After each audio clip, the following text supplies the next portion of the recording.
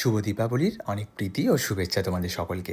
আগের ভিডিওতে দেখিয়েছিলাম যে আমরা রাত 12টায় ঠাকুর নিয়ে চলে এসেছি, তো তাই সকালের ভিডিওটা তোমাদের সাথে শেয়ার করছি এখন। বাইরের আবহাওয়াটা ঠিকঠাকই ছিল, আর প্যান্ডেলটা তো দেখেই নিলে। আর এটা হলো ভিতরের জায়গাটা, লাইটিং একটু বাকি আছে যেটা এসে কমপ্লিট করে দেবে। আর এটা হলো ফুল আমাদের ঠাকুরের সাজ। দেখো ঠাকুরটা কতটা সুন্দর হয়েছে।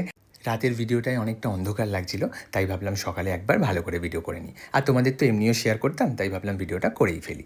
প্রতিবারের থেকে কিন্তু এবারে ঠাকুরটা আলাদা, এবারে একটু অন্যরকম স্টাইলে ঠাকুর নেওয়া হয়েছে। আর ডিজাইনগুলো, কলকাগুলো, চালচিত্রটাও একদম অন্যরকম। তোমরা দেখতেই পাচ্ছ, দেখো কোনকে দিয়ে পুরো চালচিত্রটা, আর প্রতিটা কোনকে আলাদা করে হাতে আঁকা।